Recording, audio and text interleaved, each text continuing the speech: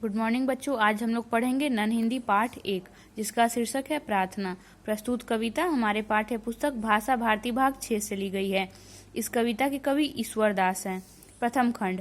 यह कामना है मेरी, विनती यह है मेरी, दीपक की भांति ईश्वर हस्ती हो जग में मेरी।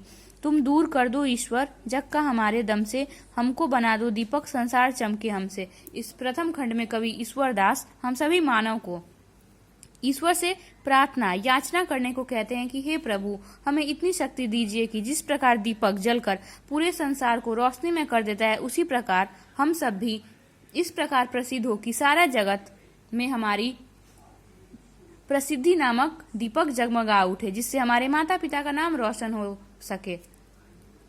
दूसरे खंड में, इंसानियत की ऐसे हो मेरे दम से शोभा, फूलों की वाटिका की होती है जैसे शोभा, परवाने की तरह हो जीवन हमारा ईश्वर, दीपक से विद्या के हमको हो प्रेम ईश्वर।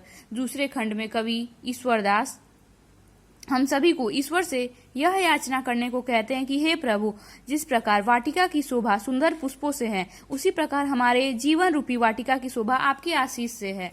हे प्रभु, हमें इतनी शक्ति दीजिए कि हम इंसानियत की एक मिसाल कायम कर सके, जो युग युगांतर तक मानव को मानव से प्रेम करना सिखाए। तो तीसरे खंड।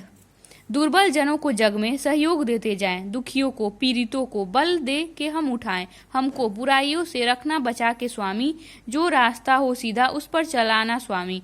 दो योग्यता मनुष्य के कुछ काम आ सके हम, मानव की सेवा करके प्रभु को पा सके हम। इस अंतिम खंड में ईश्वर दास हम सभी को ईश्वर से यह याचना करने को कहते हैं कि हे प्रभु, आप हम सभी मनुष्यों को इतनी शक्ति दीजिए कि हम इस मानव जाति के कुछ काम आ सके। जो लोग दुर्बल हैं, पीड़ित हैं, उन सबको हम एक सहायता प्रदान कर सके, जिससे वे अपने जीवन में एक मुकाम हासिल कर सके। और हमारे बीच जो बुराइयां फैली हुई हैं, भेदभाव है, धर्म जात पात आदि से आजकल कई लोगों की मृत्यु हो रही है, लोग आपस में ही भेदभाव के साथ रह रहे हैं।